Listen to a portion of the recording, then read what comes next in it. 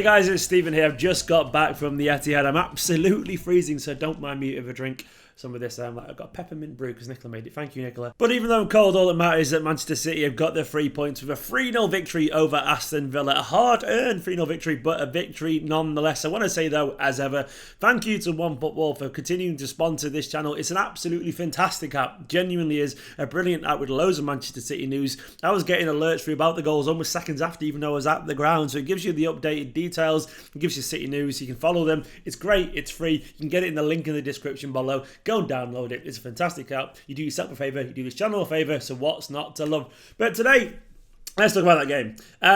It was an interesting game, very much a game of two halves, and Guardiola said that himself as well. Guardiola said we played good for 45 minutes, but not the other one. Respect and credit to Aston Villa. We have to be aggressive with the ball. The only person in the first half who was aggressive was Raheem. The second half, it happened, and we imitated him, which is kind of, he's right there. In general, I thought it was kind of very interesting, very kind of underwhelming first 45. I didn't think we played that badly. I think Guardiola obviously is a man with higher standards than pretty much anyone in world football, but I don't think it was shocking by any stretch. We just lacked a little bit of impetus and a little bit of energy, and maybe we gave Aston Villa far too much momentum by just sitting off. We gave them a chance to get into the game, and we could have basically tried to kill them in the first half. Now, obviously the game would have been totally different if Gabriel Jesus fired that goal inside the first few minutes.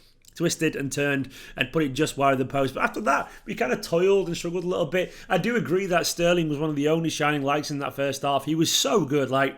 At the moment, he's playing with a level of form and a level of confidence that you get from a world-class player at the peak of their game. He was genuinely causing Villa so many problems in the first half, continuing to run at them, continuing to dribble, and he was basically the biggest threat. He wasn't perfect by any stretch, but his energy and his enthusiasm kind of drove us on. We couldn't really do much. Villa had a couple of little moments. I also want to say in that first half, fuck VAR in general. I'm sorry, but I'm so tired of it. I know, if anything, I think the VAR's kind of gone in our favour for that second goal. Because I think if David Silva has touched it, it's also Sterling's offside or something like that.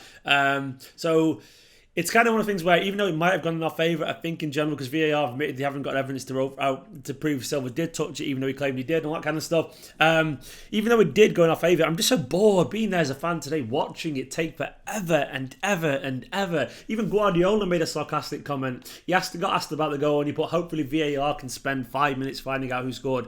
That first half was kind of like, it was just so slow watching the referee do that all the time. But the first half, anyway, away from the VAR nonsense, it was okay. It was all right. It wasn't great. It was an interesting team, by the way, obviously. Mendy in a left-back for his third game in a week, which he got through fine. Then Fernandinho and Stones with Cancelo at right-back, of course, coming in for Kyle Walker. Then Gundogan back at number 6 with De Bruyne, David Silva. Then Bernardo back in for Mahrez. Gabriel Jesus back in for Aguero. And Sterling on the left.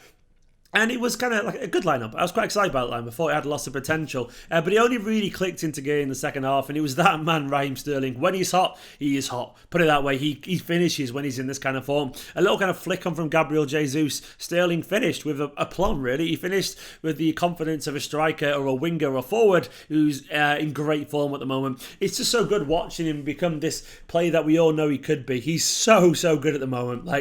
Even when it's not working for him, he still offers you that energy and that pace. And he drove us forward. And his mere presence created trouble for Aston Villa. And he's a credit to himself. After that, I think it was kind of a bit of a procession, really. There was some moments, but obviously De Bruyne's kind of cross. If that had gone straight, if he goes straight in, no one touches it, no one's offside. As David Silva's claimed he touched it, if he does, it means Sterling's offside. But VAR said he couldn't see enough evidence to rule that he did touch it, so he went down. I think it's gone down as De Bruyne's goal. They're still deliberating that at the moment, apparently. Who knows? But all I know is that was the kind of the moment where you kind of killed the game off, really. After that, the third goal was kind of inevitable, really, and Gundogan got the goal that his performance deserved. Somehow, I think it was Bernardo Silva, maybe. Someone correct me if I'm wrong, but I couldn't really tell when I was at the game. That missed a sitter at the back post after some good work from Fernandinho, but the ball fell to Gundogan in a spectacular kind of like bicycle kick. For a deserved third in the end. And we kind of then saw the clock out. We got to see Angelino and Foden come on with 20 minutes left, which was nice to get them on the pitch. I'll talk about them individually in a little bit. But it was a good performance. It was a solid performance. It wasn't great. And Guardiola is right to say that in the first half we weren't perfect, but we got the job done. Ederson in goal I thought was excellent, as he always is. He's very good. He was composed. He made a couple of good saves. He was quick to react to a few loose balls. It was a good, solid display. Mendy was just all right, you know. A guy sat behind me hated Mendy. Genuinely did. He was basically slagging him off for everything he did. I don't think he was great, but I don't think he was bad either. He got beat once by Grealish, which is no shame in that because Grealish is a good player. I thought he was very good today, by the way, for Villa. He carried the ball so well forward, and he is a very, very talented player. He's going to go far, I think, Grealish. Good player. But Mendy, he was all right, you know. He was solid. He got forward pretty well. He isn't at his best form yet, but it was a decent little performance. It was like a 6, you know. Nothing great, nothing terrible, I don't think, either. Defensively, I thought Stones was okay. I thought Fernandinho was okay as well. They both kind of did what they had to, really. Both a little bit stupid at times. Stones gave a couple of sloppy passes away. Fernandinho got himself sent off. It was soft, I agree it was soft, but it was naive. It was a bit silly, really. I don't think Pep would be too pleased. Obviously, when people say, well, Grealish should have been sent off, and I totally agree. Grealish did pull back David Silva, so the inconsistency is frustrating. But on its own, in terms of the individual merit, it probably was just about a red card. It was naive, but at least he only misses the Carabao Cup game midweek, which he's probably going to rest anyway. But the defence was okay, you know, it was all right. Joao Cancelo on the right, I thought had a pretty decent game. We didn't get to see him in full flight in terms of going forward, but defensively he was pretty good. He looks a lot better defensively than I was warned he would be, put it that way. It was a decent performance from him, and he's so composed on the ball. I really do like Kyle Walker. I think he's been a great servant for Manchester City, and he will continue to be a great servant, but he doesn't have that composure on the ball. Having Cancelo there as an outlet, you just feel a lot more assured when he's linking up with Bernardo Silva and Kevin De Bruyne than it is when it's Walker, with all due respect to Walker. So that's the strength of his. I want to see more going forward from him, but we will see, I'm sure, that in time. Gundogan, I thought, was excellent. Look at his stats: 113 touches, 102 passes completed, a goal, 2 key passes, 1 particular pass from Sterling stood out for me, 2 interceptions, 7 recoveries. I thought he was very good. This was a very good performance from Gundogan, and he's very comfortable at number 6. I think there's a couple of times where he did pull out challenges, which bugged me because he has that tendency, but we all know that's a weakness of his game. He's not a natural kind of warrior as a number 6. But when it comes to passing and dictating, he's excellent, absolutely excellent. He's so composed on the ball. I think we realise how good he is when he sits there, and he was a very good performance from today. Kevin De Bruyne, I don't think was actually at his creative best, really. I thought he looked a bit muted, like, you know, the kind of thing where he's had like a bad night's sleep or something like that. That's just a guess, but I don't think he was great today. But I don't think he was bad either. He's either got himself a goal or assist, whichever way they rule, and that's Kevin De Bruyne for you. Even when he's not his very best, he can still create chances or get a goal, whatever it's going to be. David Silva alongside him, I thought it was similar, you know. He's either got a goal or not. But I thought David Silva had a decent little spell. He was, he was all right. He got around the pitch a little bit. He wasn't fantastic, but had some nice moments with Sterling. Sterling, as I've said, what can we say? He's absolutely on fire. He's scoring goals. He's just some player. He really is like a golden boy at the moment. He's in banging form. He's our most lethal goal scorer these days, and that's from a team that's got, you know, Sergio Aguero in it, which says it all about Raheem Sterling at the moment. A fantastic player, and the man of the match just for his effort and his energy for me. And it's good to see him get a bit of a rest as well. Gabriel Jesus, I thought it was okay. You know, he didn't get involved as much as I'd like to see him get involved. He hit the crossbar. He should have scored with a chance early on, and it was a decent performance for him. It was notable that he came into the team. Is he ahead of Aguero at the moment? Maybe, but he is getting a lot more starts currently, I think, which is an interesting sign. We know how much Guardiola does love him.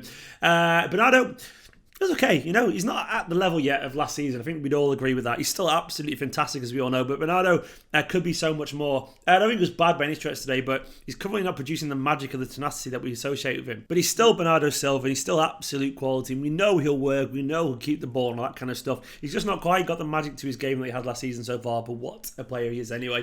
Foden's cameo was really good, honestly. He created 3 chances where in 20 minutes on the pitch, David Silva was at the top with 4 in 90. He created the same amount of chances as De Bruyne and Sterling in such a short cameo. There was even little bits as well where he was winning the ball back with his energy to react to the situation. He had a couple of shots as well on goal himself. He was kind of linking up really lovely. He played a couple of beautiful passes over the top.